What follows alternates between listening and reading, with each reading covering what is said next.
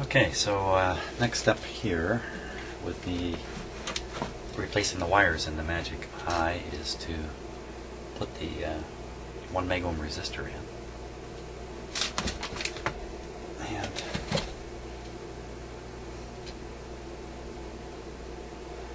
we have to solder it to this.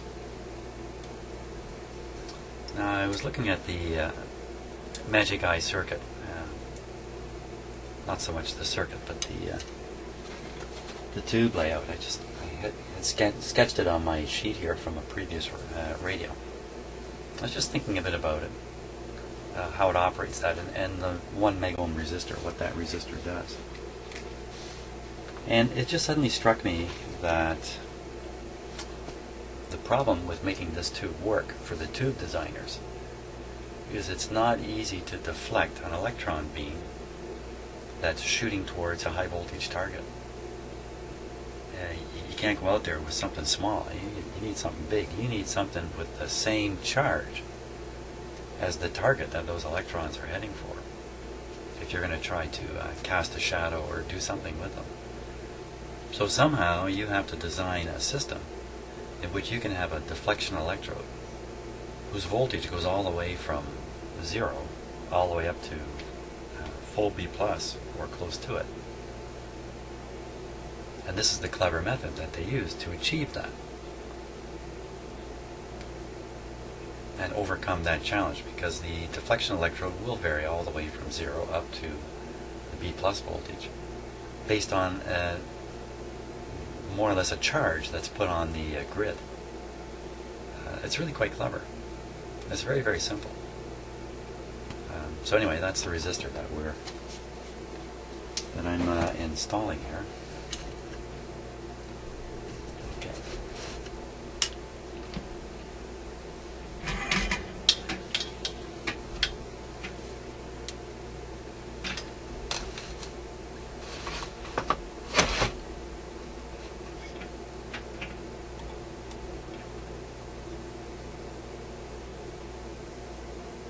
Let's see if I can get the old wire out of here. Whoops.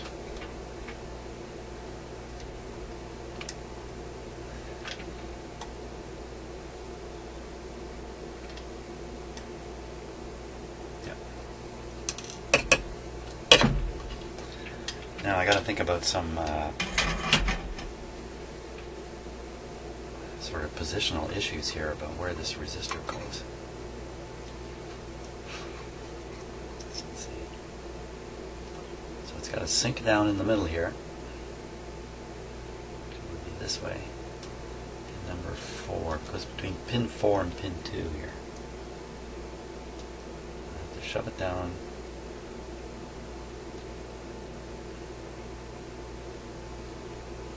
Well, it's pretty simple actually. All I got to do is just push the wire lead into this clip here. And come over just a little bit.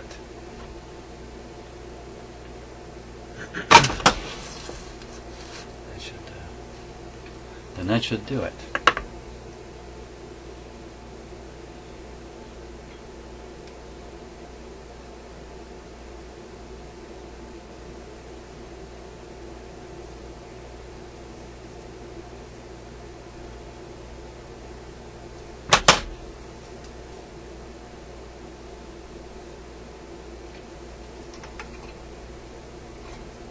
Okay, just trying to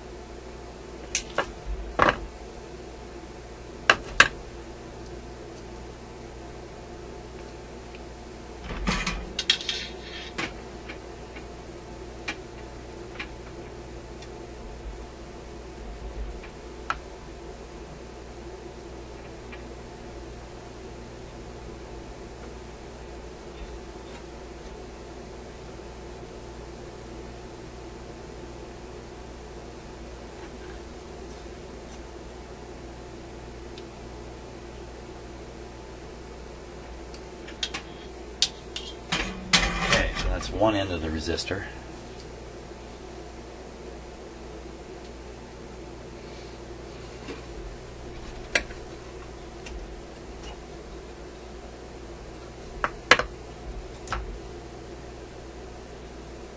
Okay.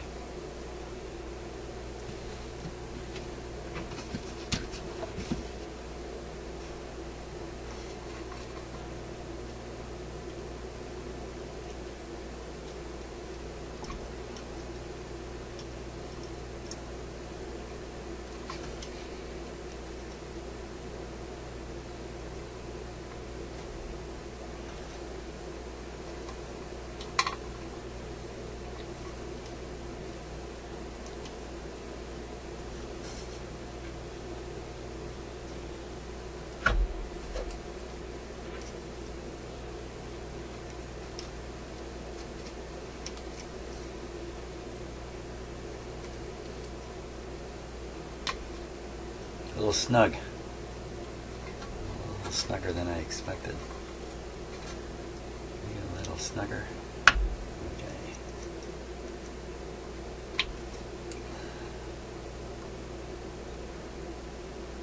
Down you go.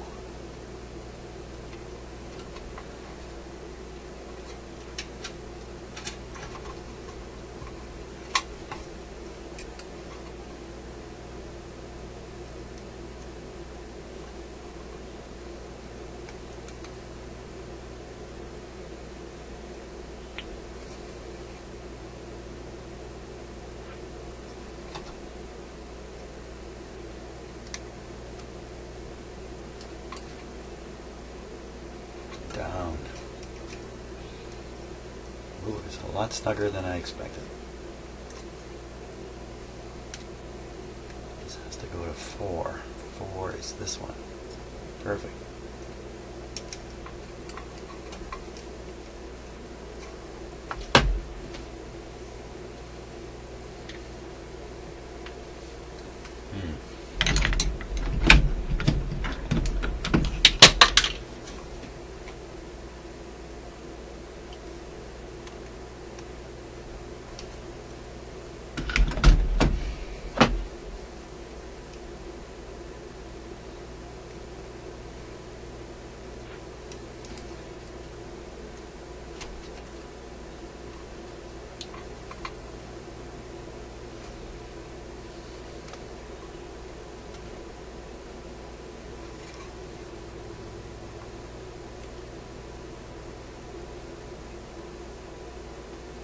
I suppose there's some limit to how much you can pull on the lead of a component like this. Okay, that's not too bad. Yeah. Make the final connection here.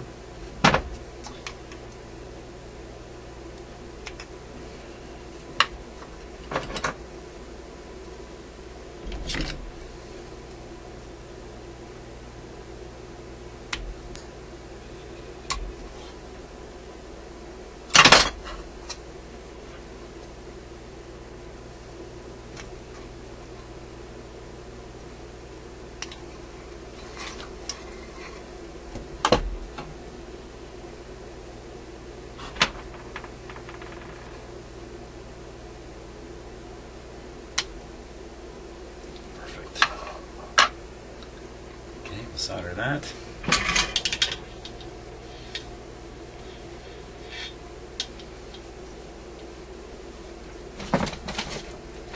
soon as I spot the solder,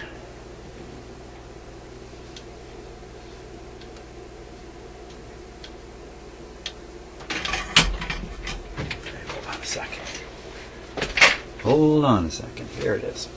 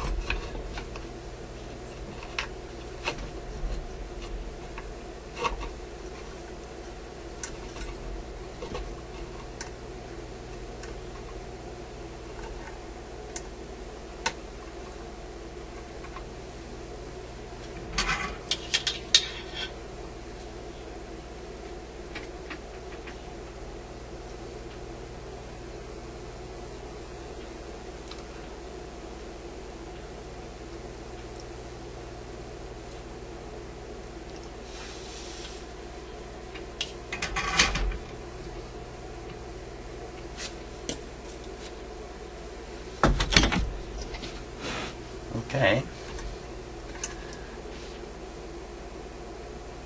Well, I got something in every hole. That's something. Nothing appears to be missing at this point. Now, we just need to verify a couple things here. So the resistor went between pin 2 and pin 4. That's pin 2, and that's pin 4. Okay. The grid is pin 3. The grid is pin 3. So that's the pink. The grid is pink. And pin 4 is the high voltage coming in. And that's yellow. So yellow high voltage, pink is grid. Pin number 4, no 5. Pin number 5, and it should be jumper to one of the heaters, and it is. And pin number 6 is the heater. Pin number 1 is the heater. And back to pin number 2. Okay, everything looks fine up here. We just need to prove that the yellow and the pink are in the right spot underneath. I just need to verify this. What would happen if I had them wrong?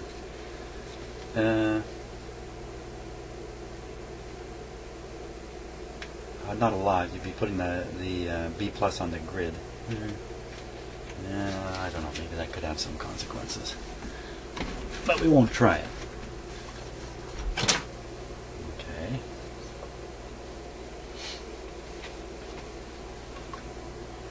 So the pink and the yellow both go to terminals on one of the IFs.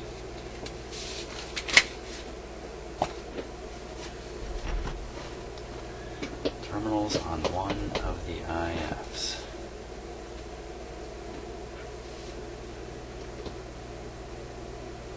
Here or here. Here's the magic eye, and there's a wire going, well, it looks like it's going right up there, but actually it connects here. And what is here? Back to here. Oscillograph connections. Vertical high to this terminal, vertical low to the chassis. So what they're talking about here is this. They're saying this is a good spot to hook up your oscillograph, or your oscilloscope as we would call it, in order to measure AVC. So that's the AVC coming back out of the detector. Okay, and that AVC, of course, is passed up to the magic eye tube. So it's coming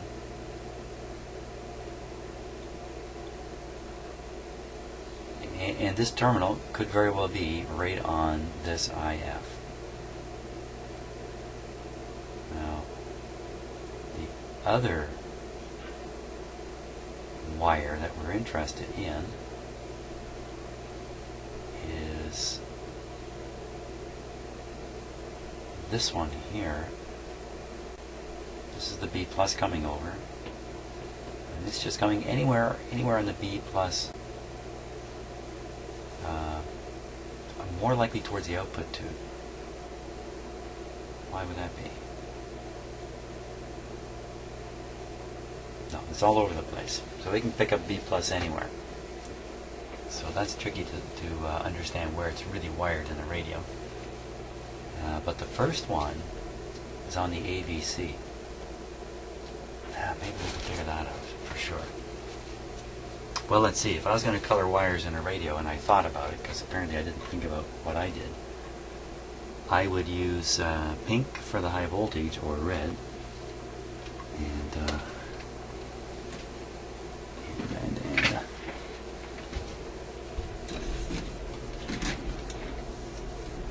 this yellow goes to a pink, and I would use something other than, I would use something special to highlight the AVC. Here you can see yellow, a yellow wire being used all through here. Hopefully you can see that. So I think I have it correct. And everything's wired correct. Too bad I picked these colored wires this way. I should have picked them the other way. That would have been great. But I didn't. But in any case, I think it's all set. Now I got a really tough decision in front of me, which is do I push this back in and then put in the tube, or do I put the tube in and leave this out for now? This headache. Look at the condition it's in. I busted it up pretty bad.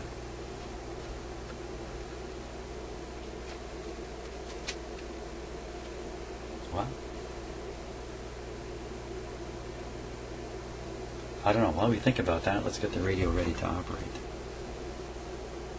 Oh, I got these wires to pull out of here.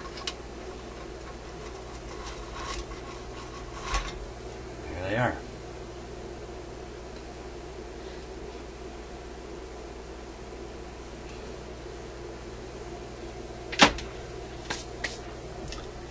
And now, I have to push these wires up because I want to cable them up above.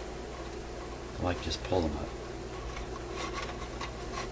Pull them up.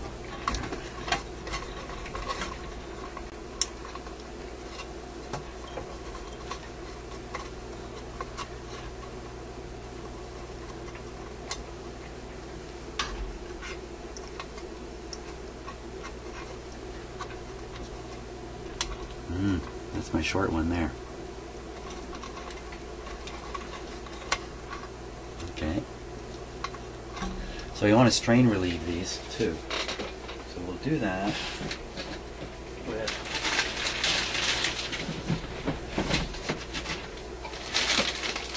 big honkin', these aren't exactly big and honkin'.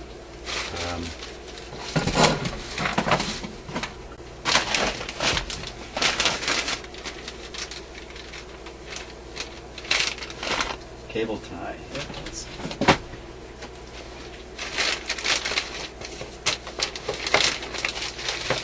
there's a big honker.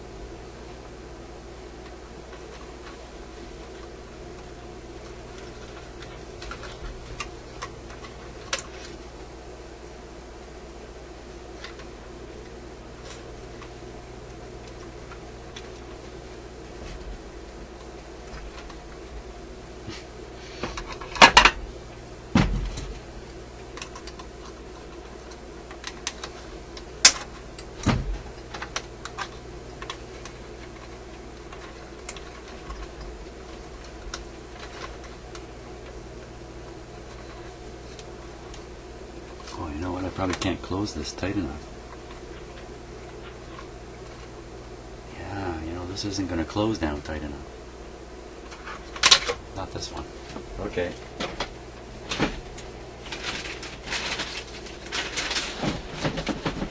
Can't do a big honker, just have to do a regular honker here.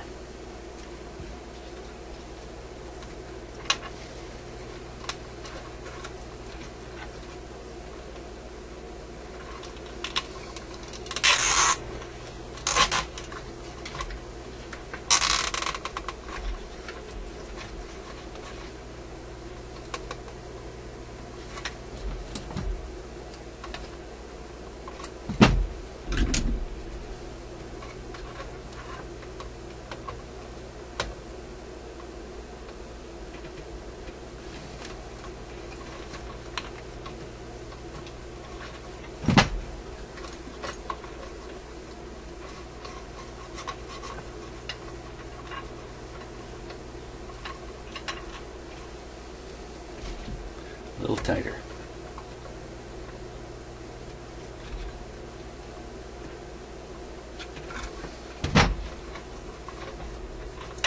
That's plenty tight. Okay, so that basically has the same effect as the knot did.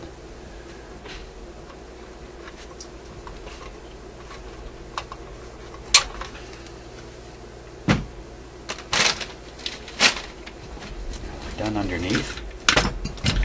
Back to the top.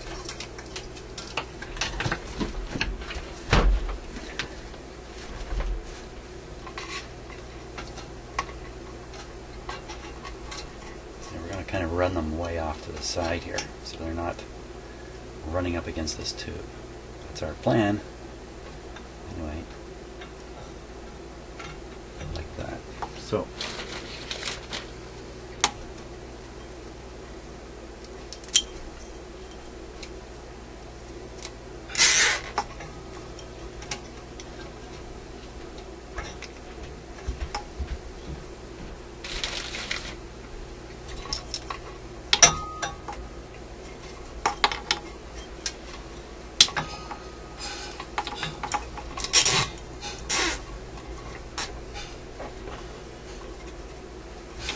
good.